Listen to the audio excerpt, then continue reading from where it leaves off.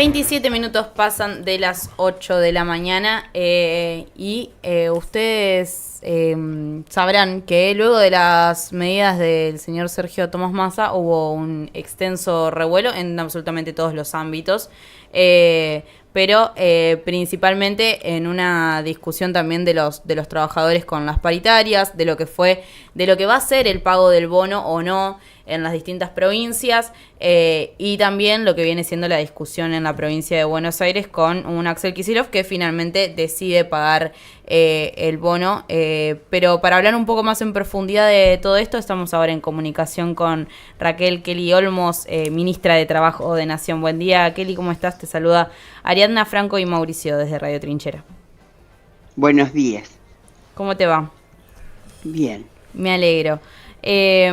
Kelly, bueno, un poco para charlar principalmente sobre los trabajadores, queríamos comunicarnos con vos. Se habló de esta suma fija ya desde el año pasado, debe tener un año de discusión más o menos. Finalmente, se establece este bono, particularmente, digo, no decirle suma fija porque no se adhiere a la paritaria principalmente de los trabajadores, pero bueno, preguntarte cómo la ves y si en ese sentido se vienen impartiendo algunas discusiones también hacia adentro de las patronales. Mira, la discusión es en torno a la actualización de los salarios y desde el punto de vista de los salarios formales, cuando yo di la conferencia de prensa después del anuncio del ministro Massa, mostré con claridad que los salarios formales tienen una evolución similar al costo de vida. ¿Por qué? Porque nosotros, desde que se desarrolló un mayor nivel inflacionario, homologamos y habilitamos acuerdos breves que habitualmente están aprobándose por 3 meses. Entonces, las paritarias tienen esa flexibilidad. ¿Qué pasó? Pasó que el Fondo Monetario Internacional, que es uno de los acreedores dominantes de la Argentina, por decisión de Mauricio Macri, que fue el que lo volvió a ingresar al país para poder financiar de esa manera su crisis externa autogenerada por un enorme proceso especulativo, impuso una devaluación. Esa devaluación sabíamos que iba a generar un salto importante en el costo de vida y la decisión política que se tomó y que fue el anuncio de Massa era una rápida incorporación de una suma fija, de un bono adicional para los trabajadores formales y otras medidas y decisiones que también abarcan a los trabajadores informales para que tuvieran una capacidad adquisitiva con la cual intentar hacer frente a ese salto inflacionario producto del salto devaluatorio impuesto por el fondo. Y eso es lo que hemos puesto en práctica en el caso de los trabajadores formales privados de todos los convenios colectivos que abarcan en consecuencia todo el país y de los trabajadores públicos, pero solo del ámbito nacional, porque siendo la Argentina un país federal no tenemos imperio sobre la política salarial de las provincias y de los municipios. Ese bono es de 60.000 pesos a ser pagado en 2 cuotas de 30.000 para luego poder ser absorbido por los procesos paritarios, y en el caso de las trabajadoras o trabajadores de casas de familias de 25.000 con 2 pagos de 12.500 pesos. En todos los casos hay una decisión de que el Estado concurra a una parte del pago. En el caso de los privados, cuando se trata de microempresas, el Estado concurre con el 100% del costo que puede ser deducido de las cargas sociales. En el caso de las pequeñas es el 50%. En el caso, todo esto para salarios netos devengados a agosto de hasta 400.000 pesos. Para las trabajadoras y trabajadores de casas particulares también hay una devolución del 50% de lo efectivamente pagado vía la página de registradas, y en todos los casos esos montos son proporcionales a la carga horaria que tiene esa trabajadora o trabajador. Bien. Raquel, buen día. Franco te saluda. Para situarnos también, además de los anuncios, en un poco del contexto general y también teniendo en cuenta situaciones que han azotado la economía de la Argentina, que la de la Argentina y la del mundo, situaciones incluso bastante paradigmáticas, y a la vez esta política sostenida del gobierno de la creación sostenida de empleo en el sector privado, alrededor de 35 meses, ¿no?, de crecimiento. ¿Cómo se da este combo en el cual hay la necesidad de tomar medidas para mejorar el valor adquisitivo de los trabajadores, un nivel de crecimiento del empleo privado sostenido, y una situación también de algunos indicadores económicos favorables, pero que a la vez vemos a muchos sectores de la población lidiar hoy con uno de los quizá problemas económicos más importantes hacia lo interno, que es la inflación? ¿Cómo se da todo este gran combo, ¿no? Hay aspectos muy positivos y aspectos que constituyen un verdadero desafío, ¿no?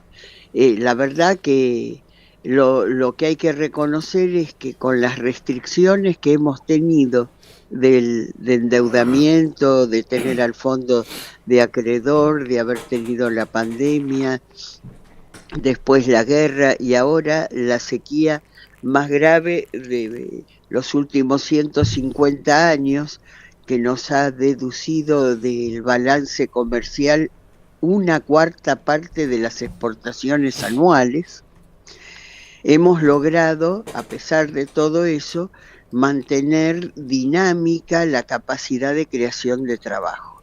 Vos pensás que en el macrismo se destruyó empleo en 44 de los 48 meses de gobierno. Uh-huh.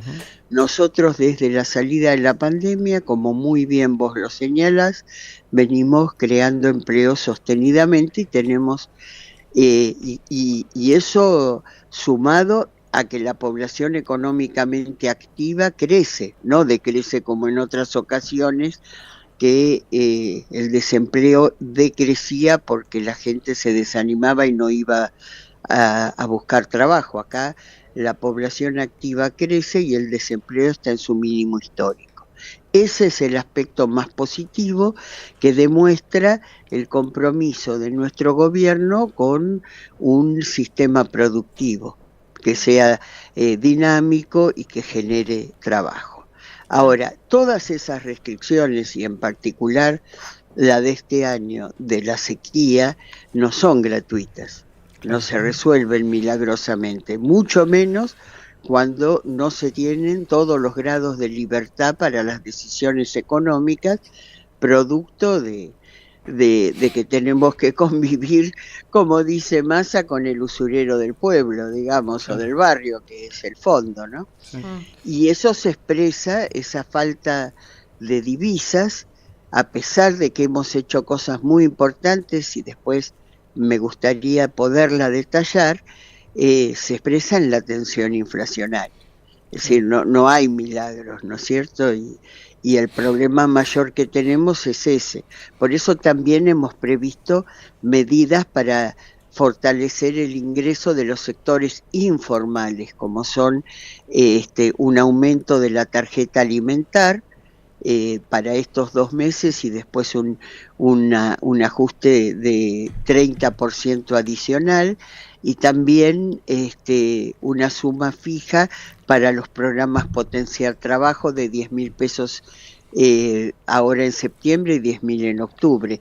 Es decir, eso más créditos subsidiados de ANSES, que antes eran solo para los jubilados y ahora son para todos los trabajadores activos, también van a contribuir a reducir los niveles de endeudamiento de las familias y en consecuencia también impactan mejorando el empleo.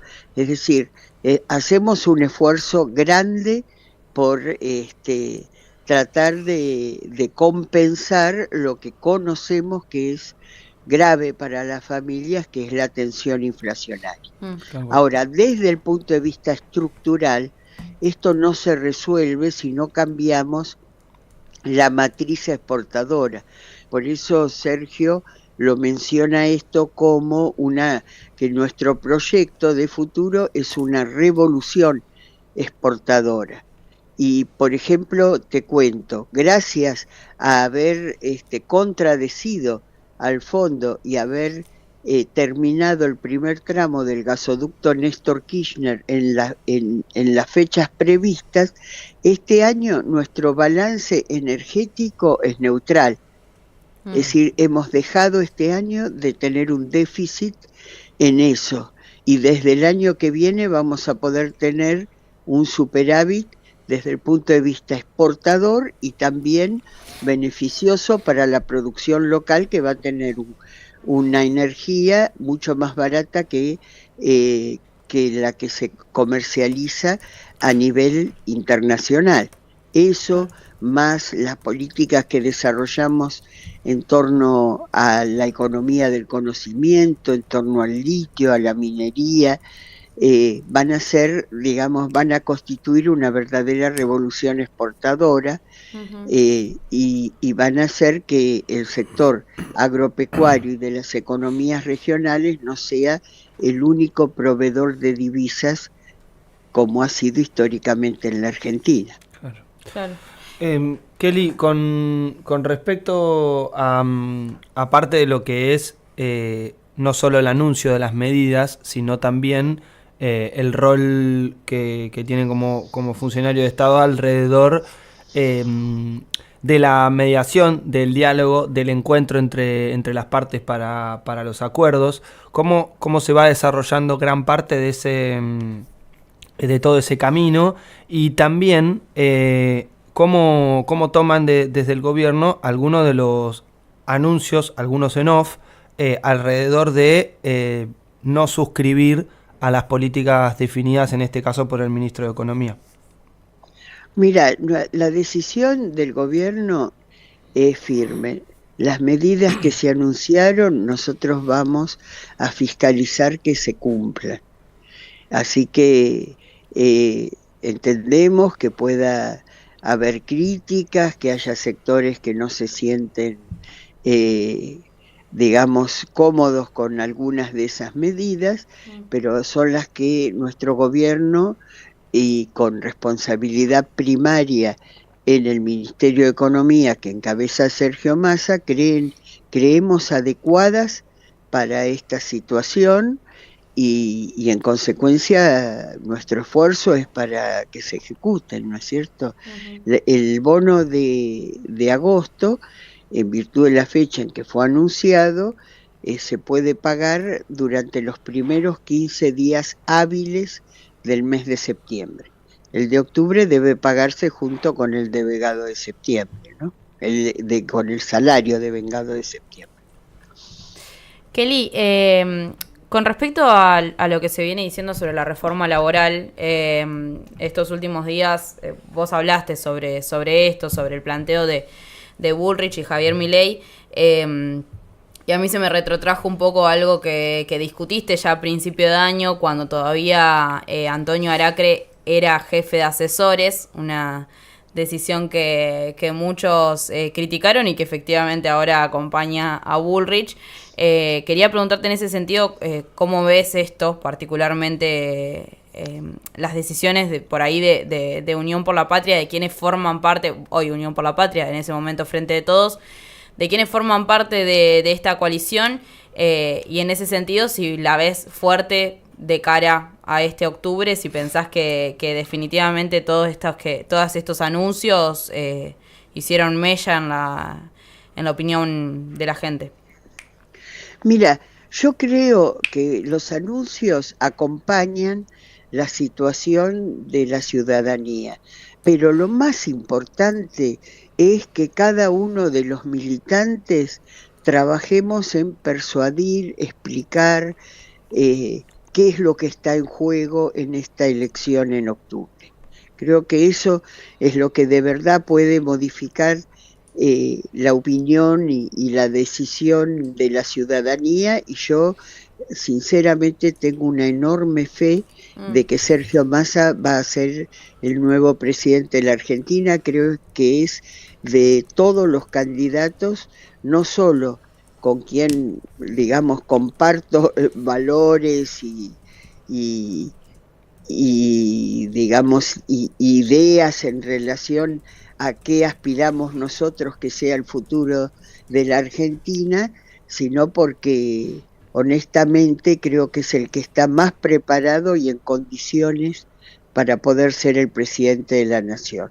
Nosotros sabemos que hay una evolución tecnológica que debe ser incorporada en las negociaciones colectivas sobre condiciones de trabajo e incluso en marcos normativos.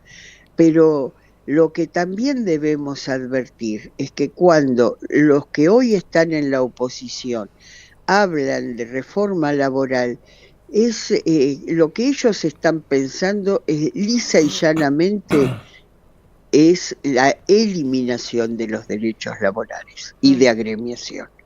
En el caso de Bullrich, no podemos olvidarnos que fue ministra de Trabajo. Y cuando ella fue ministra de Trabajo, lo que hizo fue deducir, restar de los salarios de los trabajadores y trabajadoras estatales y jubilados y jubiladas 13% nominal. Es decir, al proceso que ellos que ellos tenían, le restaron a los salarios, le bajaron 13 puntos. Esa es la concepción que Bullrich tiene de los derechos laborales. Es lo que hizo en su gestión, no es una suposición.